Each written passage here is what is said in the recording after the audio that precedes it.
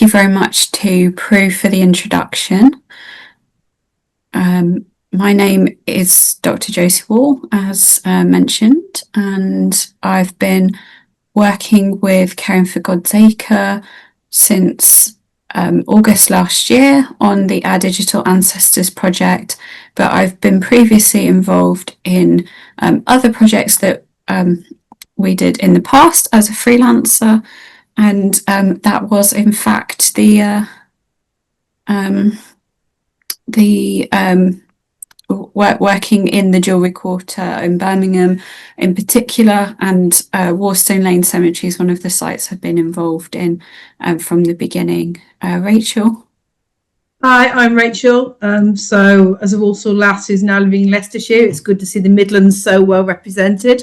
So unlike Josie, my background isn't really in churchyards and cemeteries, it's in academia and church heritage. So it's really good to kind of now be working in cemeteries, which I've been doing for the past year, and sort of completing that circle, as it were. So it's great to talk to you today.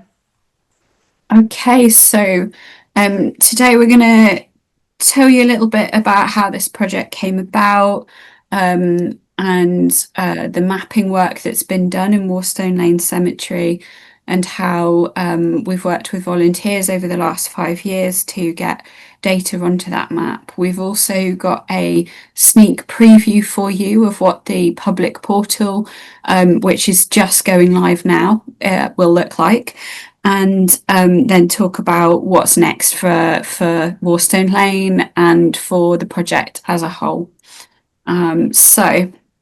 Rachel, could you do next slide for me, please? Yep. Okay, so the involvement of Caring for God's Acre in Warstone Lane Cemetery in Birmingham came about starting with a project called the Celebrating Birmingham's Beautiful Burial Grounds project, which was focused around 5 sites in the city: Warstone Lane and Key Hill in the Jewellery Quarter being 2 of them, as garden cemeteries that were set up in the earlier part of the 19th century. Then with Bramwood End Cemetery in South Birmingham, which is a late Victorian cemetery, municipal cemetery, and 2 churchyards at St Mary's Handsworth and St Barnabas Erdington involved as well. So a really nice range of sites. Once the funding for that project came to an end, the volunteers continued independently working on recording at Warstone Lane over the course of the next couple of years, with a little bit of support from Birmingham City Council and Jewellery Quarter Bid when I was working in roles with them, mostly in that I was printing the recording forms off and handing those the map areas and recording forms out to the volunteers, but they just cracked on and carried on. But it was really nice that when we started the Our Digital Ancestors project in August last year, we were able to pick this back up as part of the nationwide project that we're now undertaking. So we've got to give a bit of a shout out to all the funders at this point as well. The original Celebrating Birmingham's Beautiful Burial Grounds project was funded by the National Lottery, Historic England and the Garfield Weston Foundation. And this time around we've got lottery funding, Historic England funding, and some support from the Church of England as well. So it's really nice to be able to finish off the work that we started and grow it into something so much bigger. Rachel, can I have the next slide, please? So the work that we did in those 5 sites in Birmingham was built around having digital interactive maps of the sites, which would be available online for people to use. And the sites were chosen because they were a nice range of different landscapes and different types of monuments. The site Warstone Lane Cemetery, for anyone who's not familiar with it, which given the geographical spread of our audience today is probably quite a lot of you, Warstone Lane Cemetery, as it's now known, or the Church of England Cemetery, as it was when it opened in 1848, is close to the heart of Birmingham in an area we call the Jewellery Quarter, because it's been home to Birmingham's jewellery and other metal working industries since the 18th century. The area of land which became the cemetery was a former sand quarry, and the landscape of the cemetery uses that quarry site to great effect with these circular catacombs that you can see in the picture here, in the centre of it being cut into the quarry face. So it's a really nice example of a Victorian garden cemetery that was run by a joint stock company. The company that did the mapping of all 5 of the sites involved in the project was AG International Limited. They're a family-owned business based in Cumbria, and they have a specialty in recording the assets of burial grounds in the UK and around the world, and they've been working on that since 2009. But the burial ground management system that they've developed was not just at the core of this project, but also we were very lucky in that the timing was such that the project was happening at a time when they were really scaling up their operations. And so we were in some ways being able to be part of the research and development for the system, which was really, really wonderful. You can see their surveyor in this image, and he's mapping the burial ground using laser scanners, which in this particular case are mounted on his backpack. I always say it looks a bit like some kind of Ghostbusters backpack or something, but they use a combination of the backpack sensors and handheld devices, and walk around the burial ground row by row, recording a really great level of detail about the monuments, the pathways, and all of the features of the burial ground, and mapping them really accurately. If we go on to the next slide, we can have a little look at what this map looks like. So this is a short video using the portal for Warstone Lane as our example. And when it loads in, you can see that you've got the whole of the burial ground with all of the pathways marked.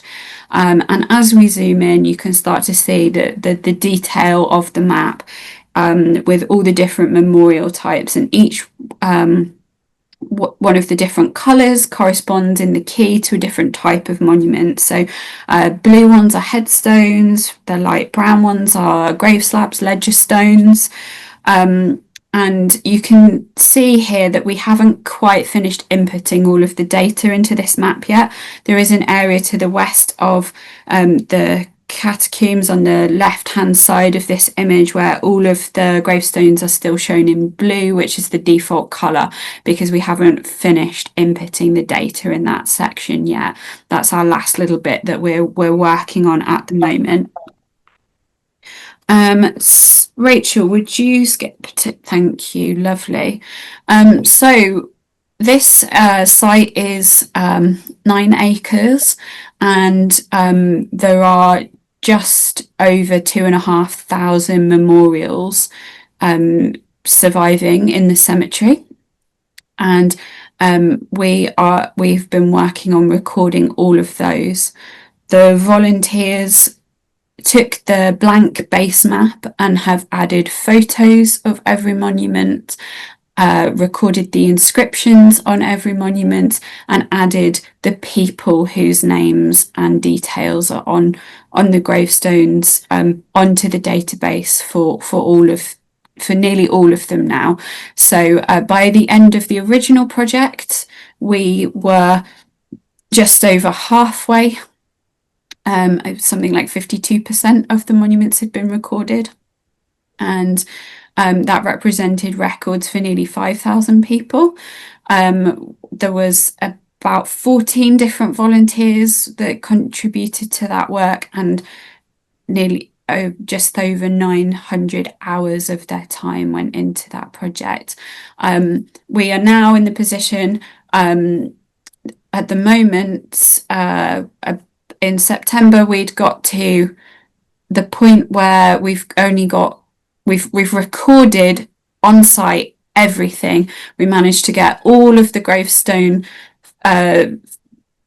photos and inscriptions completed this summer while we had the good weather on our side. But we're still inputting some of the records into the burial ground management system.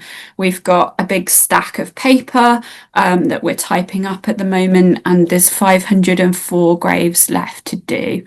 So that is very, very close to the finish line now, which is why we've got the public portal live, and hopefully it will be completed quite quickly. So we've added another best part of another 3,000 people to the database. We've had even more volunteers doing even more hours. So we're really, really grateful to everything everyone has done. Rachel? Yeah, so as I say, almost 30 different people have helped us at some point in the last 5 years. Some of the volunteers have done hundreds of hours, and some of them are attending this talk today. It was nice to see some familiar names and faces come up.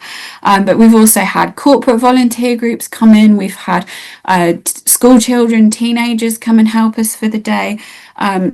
Grateful to everyone contributed their time, whether that was taking photos or recording or checking inscriptions or inputting data. Some of the volunteers that have been doing inputting are all around the country. In fact, we've had lots of remote volunteers working on that with us.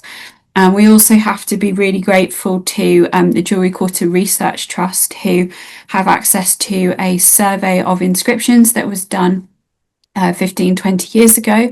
So they've given us access to their database, which really helped us speed up the process, because rather than starting from scratch on a lot of monuments, we were able to check an older copy of the inscription to see whether it had survived, whether there were any mistakes made in the transcription and things like that. So that's really, really helped us get such a big number of monuments recorded this year in particular.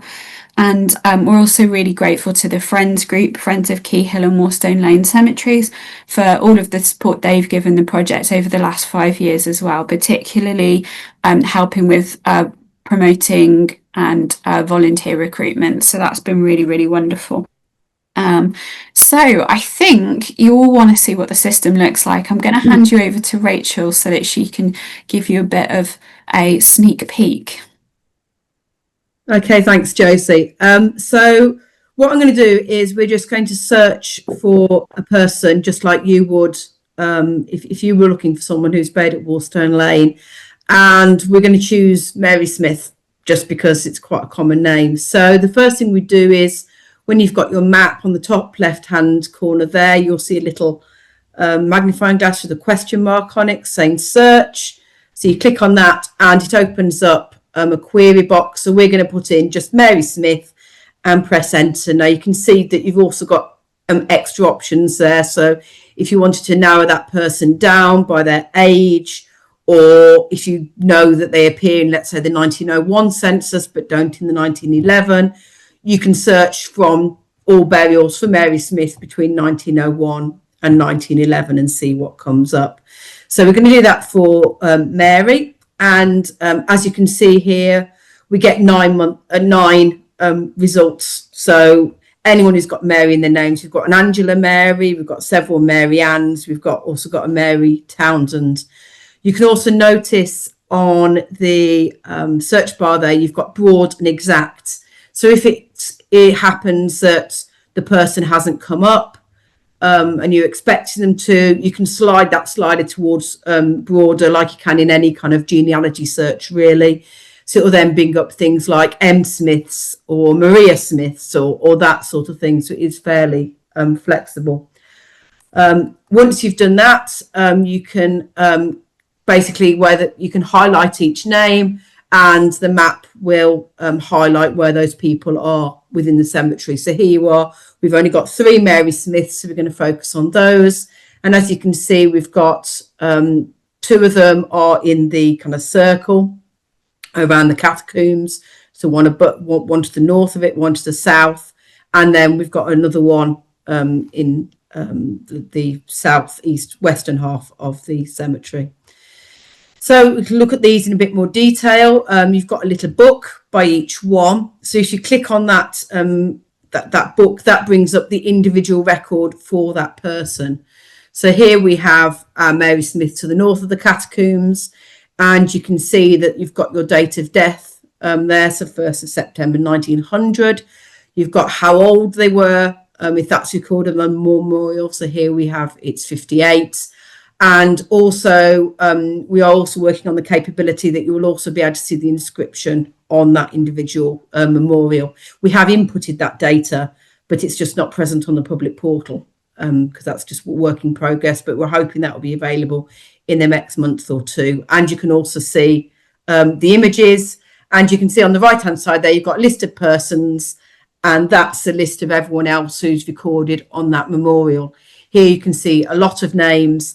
That's just because that's one of the public graves. So these are graves that people have paid to be buried there, but they are basically mass graves. So you pay a very low fee, and as a result you are buried with lots of people, most of whom you won't know. And then if you want to have your name inscribed on a stone, you can have it paid. You can then pay again. So that's one Mary Smith. That one was, so she died in 1900. We're looking for someone who's died in 1902. So that clearly isn't ours.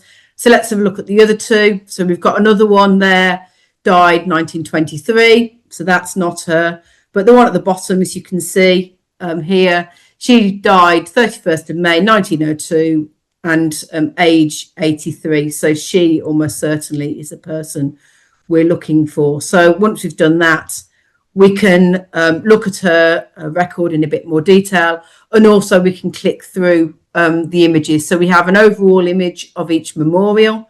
So here we have Mary. You can see also we record the memorial type. So here she is buried, she's memorialized within an obelisk. And also then if you click through the images, you'll be able to find the exact face on which she was recorded. So here we've got in memory of Mary Smith, sister of E. Biddle, that's Elizabeth E. Biddle, who died May the 31st, 1902, aged 88 years. So you'll be able to then link that up with anything else you might know about that person. So that's Mary. Just to give you kind of another example of what we can do with this. So this is someone who we know a bit more about. So this is someone called Francis William Jordan. So if I just play through here, so just like we did before, we're going to type in his name in the box. As you might expect, a bit of a more unusual name here. So hopefully we'll only get one result. Lo and behold, we do. So here we have Francis William Jordan, age 35. And you can see here, we've put in the cause of death, which is called in his memorial, killed in saltly gas explosion. So here is his memorial. You can see on the right-hand side there, he's also been buried with 3 other people, as you can see on his gravestone. But also then in the description, we've got the capability of putting web links in and things. So if there is additional information about that person, like Francis William, who was killed in the saltly gas explosion in Birmingham, which killed himself and 2 other people, I believe, you can click through and you can see that information as well. But it's not just kind of famous people or kind of well-known stories. This can also be used as a research tool, because once you know the people, you can start digging into the archives and finding their stories. So this is a project that we did for schools, to create a schools activity.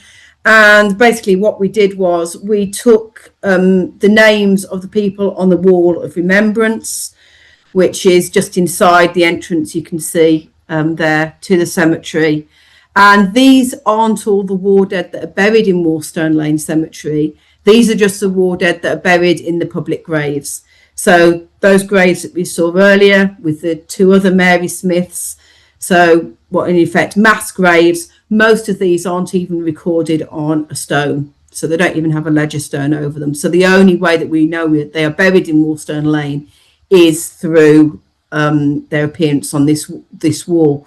So what we did was we took these names and we started to kind of uncover their stories. And what I'm going to do now is just give you a couple of them, just kind of give you a flavour of the types of things that we can uncover as a result of our research. So this, to begin with then, is Sapper Charles Harold Cockett. So this is the information that is on the wall of remembrance. So Sapper Charles Harold Cockett. That, by the way, is adding more information already to the record, because the wall of remembrance itself only just gives initials. So it's just C.H. Cockett before we actually started giving these people their full names back. We've got the date of death on there, his age, which actually is incorrect, and then the description. So this is what we were able to find out about Charles. So first of all, Charles himself wasn't actually born in Birmingham. He's actually born in Ashton under Lyme. And as you can see there, he was born in 1881. So his date of death given on the war memorial is actually a year out. And we've got other errors that we found on the war memorial. One other person, for example, has got the wrong initials. So we can kind of inform the Commonwealth War Graves and get these kind of things corrected. So Charles trained in Lancashire as a blacksmith, but then when he was around 19, he joined the Royal Navy, and from 1900 to 1906, he served in the Royal Navy. So he served on 3 ships, one of which, the Sans Pariel, you can see here, and he largely served around the British shores, although he did actually also go to Hong Kong. In 1906, he retired from the Navy because of a heart murmur. So he was already ill at that point. He served as a stoker, by the way, so loading the coal into the engines that powered these ships, because of course they were steam ships in those days. And after he had served in 1911, he married Bertha Heelis in Salford, and they had 2 children. Now, sometime between the birth of their second child in 1912 and 1917, he moved to Birmingham, because in June 1917, he joined the Royal Engineers Transportation Branch. And because of his war records, and also because of the naval records that went before, we actually have an idea of what he looked like. So we know that he was 5 foot 4.5 inches tall. He had light brown hair, grey eyes. He had tattoos on both arms, and also he had scars from hernias and also hemorrhoids.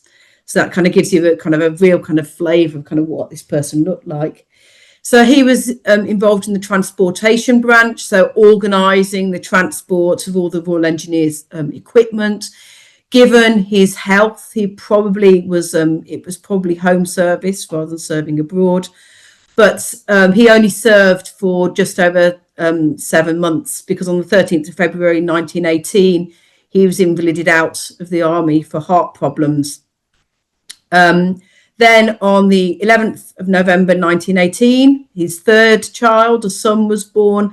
And I think it's really poignant that his name is Charles Harold Victor. I think the choice of Victor is probably deliberate, given the fact that his son was actually born on Armistice Day.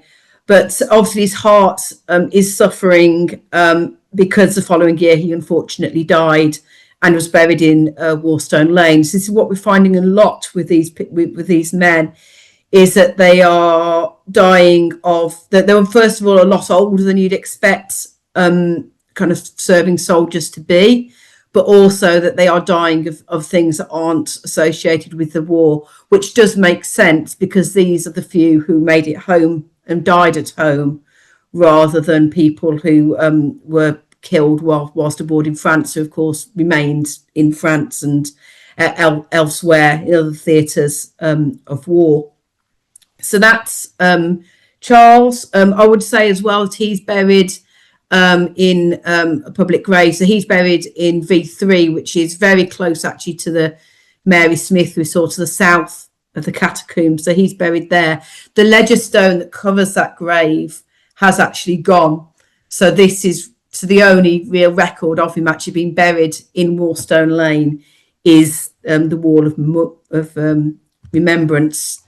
Then our second kind of person, so this is Thomas Henry Lewis. As you can see here, his date of death is 1920. So he was a forger and bolt header when he joined the army. This is kind of quite a common kind of occupation in Birmingham. If you imagine, they're heavily industrialised, lots of metalworking going on. So these types of metalworking occupations are quite common in the soldiers that join up. He was born in 1892. Again, even his age wasn't on the Wall of Remembrance. So through this research, we were able to add that level of detail onto the BGMS for anyone who wants to come and research it afterwards. So he married in October 1914 a girl called May Jones. And I don't think it's any coincidence that was a month before he enlisted. So after a very short honeymoon, he enlisted into the Army Service Corps transport. And I think it probably gives you an idea of what he was doing if his war record describes him being sober, reliable, and used to the care of horses. So horses, of course, were crucial to transporting a lot of the equipment around the Western Front and, of course, in the other theatres. And this kind of photo kind of exemplifies kind of the kind of work that Thomas probably did. So in terms of his war service, he served in France. He served on the Western Front. He was injured in August 1915. He injured his knee. So that was 3 months after he'd been initially sent to France. He returned to the front in June 1916, but then 6 months later, he was invalided out with bronchitis. And because of the bronchitis, basically the bronchitis then developed into a chest infection. He was discharged unfit in July 1917. That his bad chest had developed into TB by 1919, and that eventually killed him on the 14th of June 1920. Now, because he contracted TB as a result of his war service, that's why he was eligible to be on the Wall of Remembrance as a war grave. But this, again, TB is a very, very common cause of death amongst these men. And I think you've got to remember the types of background these people are coming from. A lot of them, when we look at the census details and we look at the maps of where they're living, most of them are living in the Birmingham back-to-backs. So very crowded, very damp accommodation. So most of them went off to the war with bad chests. And then, of course, if you think of the conditions that most of them faced there, that then aggravated them and caused TB to develop. So he's buried in another of these public graves. So he's buried to one of the actually next door to Charles's in V4. So here you can actually see an example of the ledger slab that covers one of those public graves. So he appears on there. There he is on the top right. So there he is, died June 14th, 1920, aged 28 years. And he's one of 42 names on that ledger. Although, just to give you an idea of how many people he's actually sharing with 81 people. So that gives you an idea, really, of how many people who aren't covered by the system, because the BGMS currently only has the details of those people who have got memorials. It doesn't cover those people who couldn't afford a memorial, or for whatever reason the memorial has now disappeared. So what you can see, particularly on the public graves, is only a tiny fraction of the people who are actually buried underneath. I think that's me finished, so I will hand back over to Josie to continue. Brilliant. Yeah. So as Rachel says, like the system that we have, the data we are using is the data that appears on the memorials. Birmingham City Council have got full burial records for the cemetery. So if you are looking for somebody who's not memorialised, the records are available. But it's very important to remember that the memorials are historical artifacts in their own right, and they often tell us personal stories about people. So it's very important that, as well as having burial records, we make a record of those monuments. We are expecting, we've recorded just over 7,000 people now, and we're not quite finished, but there are over 90,000 people interred in the cemetery. So that gives you an idea of the fraction of people that are memorialised. And also, not every name that is on a stone is somebody that's interred there, because sometimes families include cenotaphs for people who were buried elsewhere. A very famous example at Warstone Lane is Edward William Hipkins, who was a victim of the Titanic. His family put his name on the family gravestone.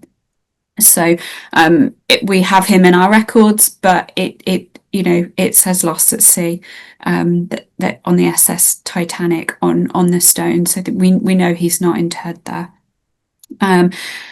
However, it's still a really important project that we've undertaken, and we've learned so much about people that we wouldn't have known without recording the stones. So we've got those 500 roughly left to input, so close to being done, but it's a time-consuming process adding that data to the system.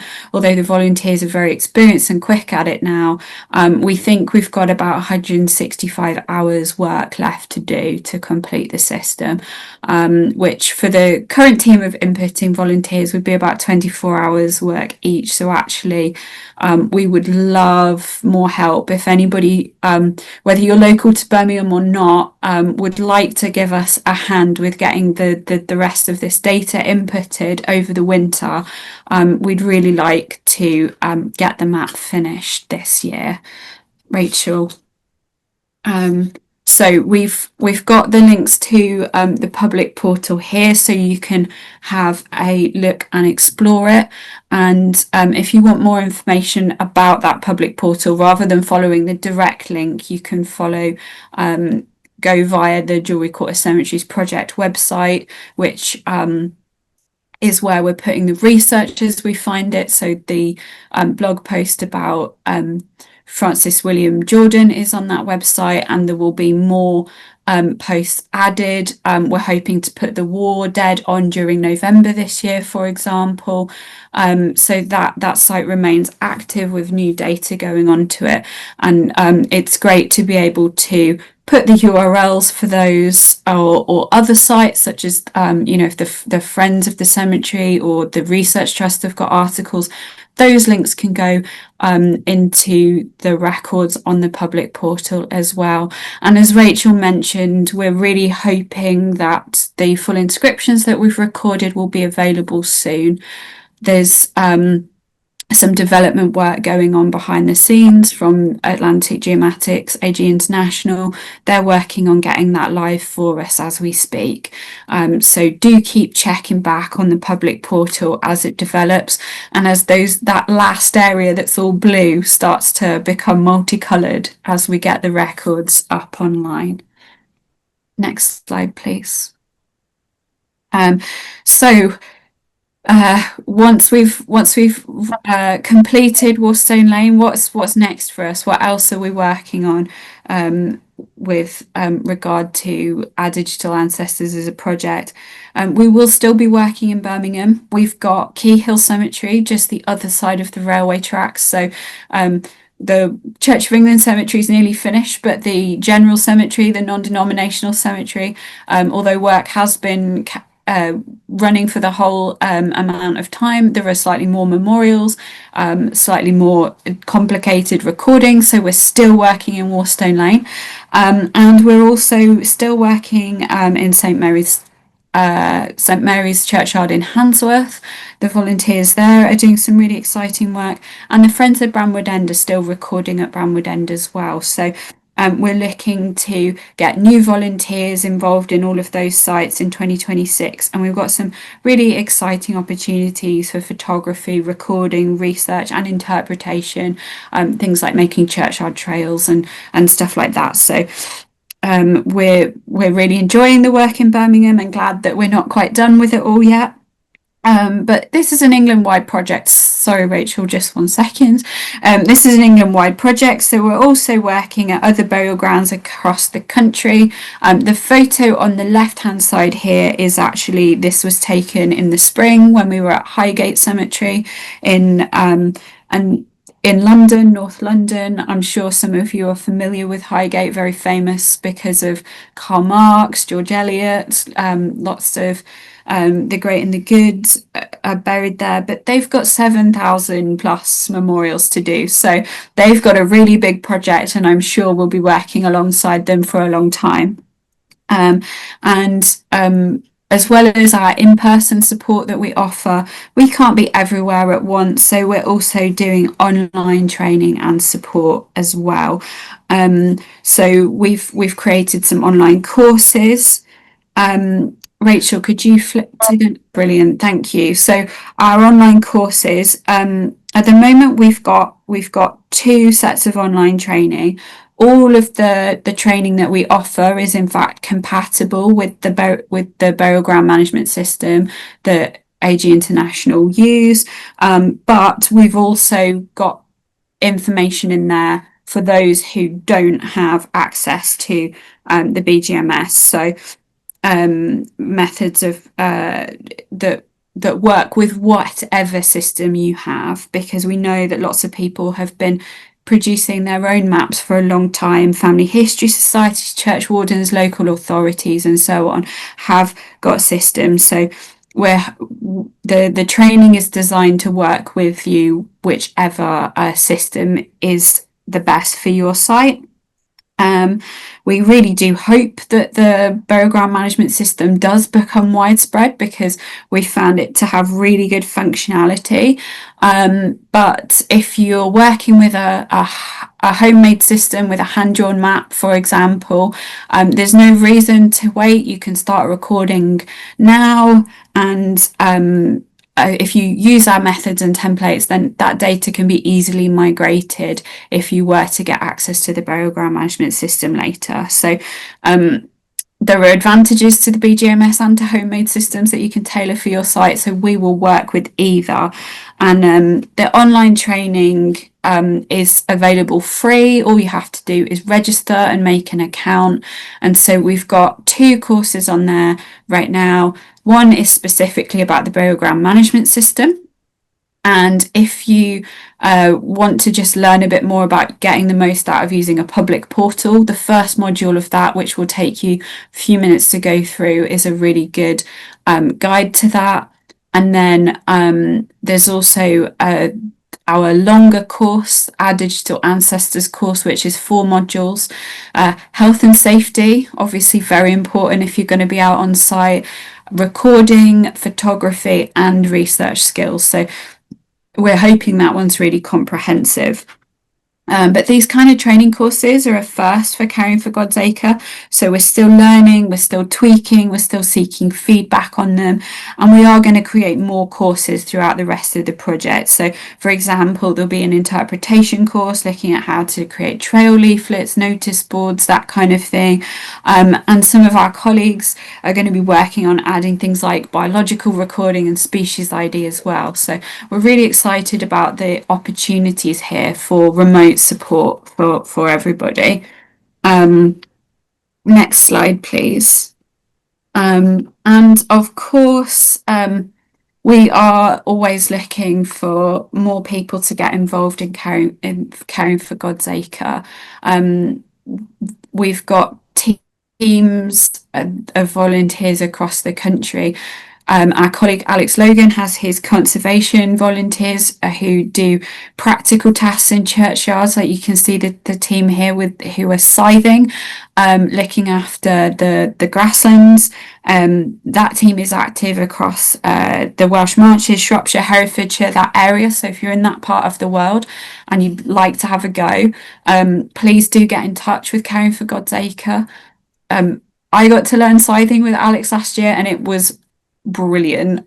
I didn't expect to enjoy it as much as I did. I've now bought my own scythe and do in fact scythe not just Warstone Lane, but also my own back garden when we moved into this house, and it was very long. So useful skill to have, scything.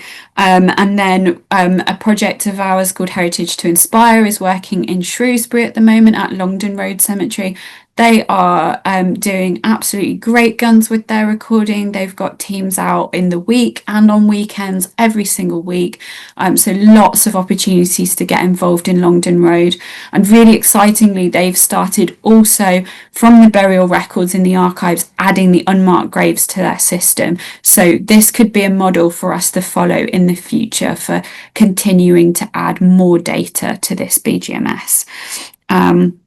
But as I say, we're active in Birmingham. We're going to be working in Coventry next year. We're still working in London. So if you'd like to get involved, get in touch and see if we've got anything in your area.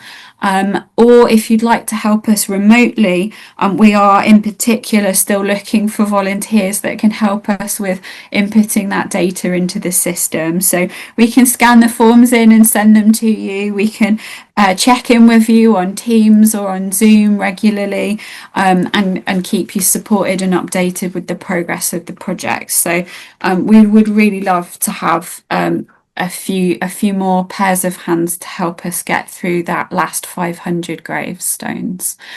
Okay, I think that's everything from us. So it's time for questions, and I think Prue's been gathering those from the chat, haven't you, Prue? I have indeed. Thank you so much, Josie and Rachel. It's lovely to have such a comprehensive update on the project.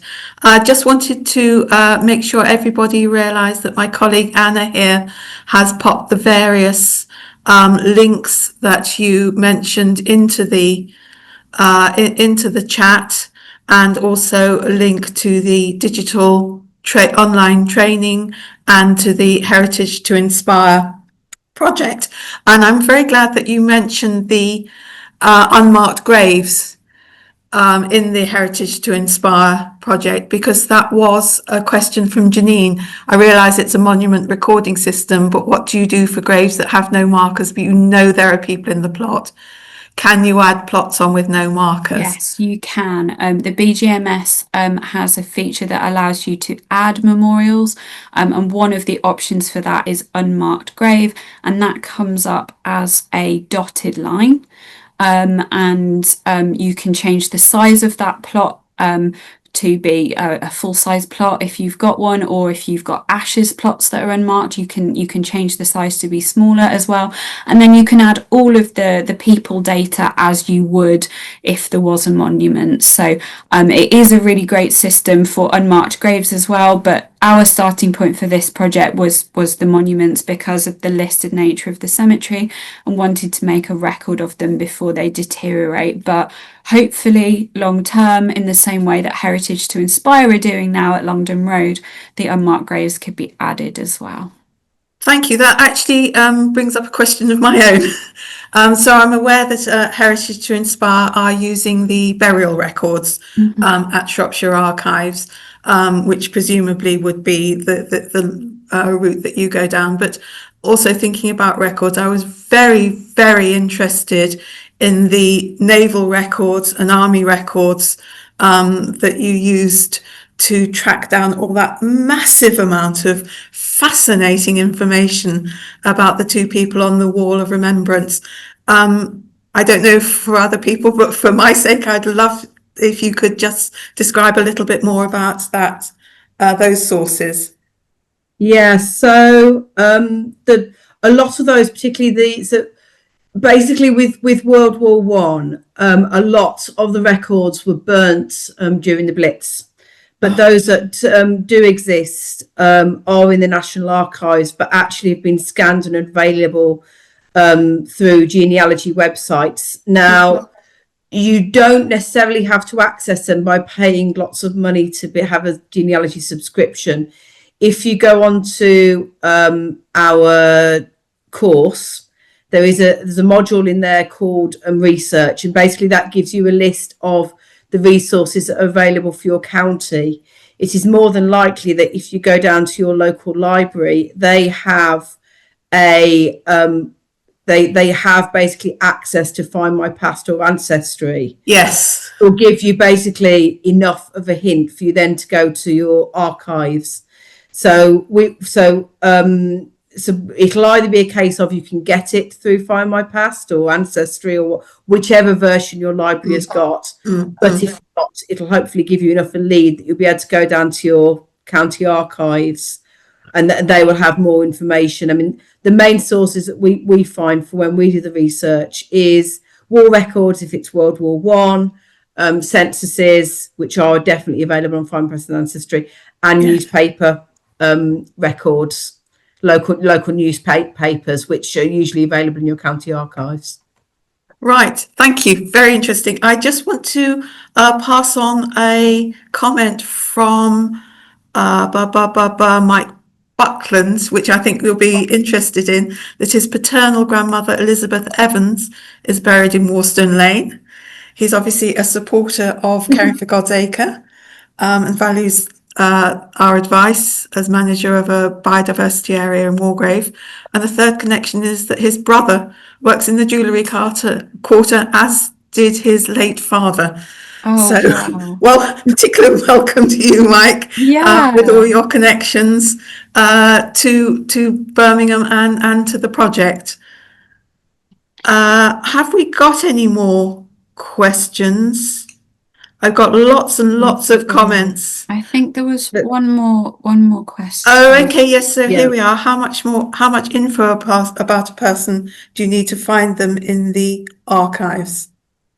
It depends is the answer. So normally, if it's kind of a fairly uncommon name, normally you can get along with just what's on the memorial, because normally, let's say it is John McPherson who was married to Eliza McPherson and they're buried in Handsworth Churchyard, which is another churchyard we've got. Because of the nature of the thing, that should be enough information for you to be able to find those people on the 1911 census. What I should say is that because of ethics, although these things are public record, we tend to have a cut-off date of people who died more than a century ago. So at which point you've got the censuses from 1921 working backwards. So there's usually enough information on there to be able to locate them in the census. The absolute nightmare is when you've got someone called like Mary Smith. Yes. A lot more tricky, and there you might have to end up spending a small amount of money. So, for example, ordering up the death certificate. So you know when they died because it's on the memorial. So you may have to pay, and these days it's £3 for a digital image. So it's not huge amounts. And then that should give you enough to at least give you the address of where they died, or the address of the informant, or you've got a bit more information. But some names are easier to track down than others, definitely. Great. Jill is saying that she's working from old burial records for their survey, and she says nothing very sophisticated at the moment. All data just held in tables and on a laptop. Food for thought, and she'll look into the BJMS. But just wondered what comments you had about data that's held in tables and on a laptop, because I know, Josie, you mentioned data being held in a place that, in a format that would in the future be compatible. I was going to say, Jill, please do get in touch and maybe have a look at the online training course, because we've got a spreadsheet template that you could pop your data into, which has the same fields on it as the BGMS, so that if you did ever get the BGMS, you'd be able to just hand AG International the table and they would import it straight away. We've also got advice for how to do things like get your photos onto, published on the website, share that data table with people who might be looking for the information. I don't know if you've found this, but we get told by quite a lot of vicars, church wardens, cemetery registrars that they get a lot of inquiries from people who are searching for a burial location. And so if they're able to put the basic data up online somewhere for people to find, it saves them a lot of time and inquiries, and people are really grateful for having access. So get in touch, Jill, and I'm sure we'll be able to offer you some advice. Sounds like you're doing all the hard work already. Thank you. And my colleague has just put in both Josie's and Rachel's contact details. So obviously for that sort of advice, anybody who's interested in volunteering to remotely sit at their laptop and input the data, that would be great. So lots of people saying what an interesting talk and inspiring talk it's been. Do we have any more questions? Does anybody want to make any further comments? Interesting that this is a subject new to a lot of people, and certainly this way of approaching memorial recording is very interesting. I'm sure lots of people know that I think it was the 1970s, WIs across the whole country did a lot of memorial recording, but actually to be able to have both the memorials and the photographs and the level of detail that the burial ground management system can supply is really interesting. Yeah, it's wonderful when those older surveys do exist. We're very, very lucky that there's one in for St Mary's Handsworth that was done in the 1980s by the local historical society. It shows the importance of recording, because there are monuments that are on that survey that are no longer legible. Yes. However, the amount of the vast majority of those stones, we're finding that when we go to check the 1980s record against the stone, we can still read it. Sometimes we can read more than they could then, because we're very experienced at doing it. There's a lot of tips and tricks on our website. Things like spraying the stone with water or shining a torch at an angle can reveal things that you didn't think were there. So it's always worth revisiting an older survey, even if you've got one. And as you say, photography is the thing that has changed everything. Even if you don't have like the GPS accuracy map of the burial ground management system, which is fantastic when you do have it, photos alone are a huge step forward, because we've gone from print analog photography where it was expensive and time consuming to develop film and very, very difficult to share those images with anybody, to digital photography, which has transformed things so fast. The absolute bible of recording is Harold Mytom's book, but this came out in the year 2000, and it's designed for having very limited photos, and that has changed so much in such a short time. So it's really exciting time for memorial recording with these kinds of systems, and with all the digital platforms we can share our churchyards and cemeteries with. Great. And other people are commenting on how useful it will be to actually have the format to do their own work in, that at a future date will hopefully work with the burial ground management system. Oh, and what title was the book, please? Yes. Harold Mytom's book is Recording and Analysing Graveyards. Hang on, I'm just typing that into the reporting and analysing graveyards. Recording. I beg your pardon. Sorry, recording and analysing graveyards. What we would say is that the methods in here are designed for archaeologists, Right. and are very detailed, a level of detail that you probably do not need, especially given that you can now have lots of photos. So you probably don't need to encode all of your typography and symbolism on your monuments, and you can probably do it a lot faster by using the simplified version, which we put in the training course. It's going to be faster, easier, and you'll be able to get a wider range of volunteers involved. Secondary school children can do our method. I'm not sure that we'd be able to get secondary school kids doing the full Harold Myton level of detail. And Fair enough. you might tell me off for that, but I do think that it's better to have your basic data for everything and enrich it later. So start with our method and move up to Myton if you're a fanatic like I am. That's excellent advice. Well, thank you so much, Rachel and Josie, and thank you all for attending.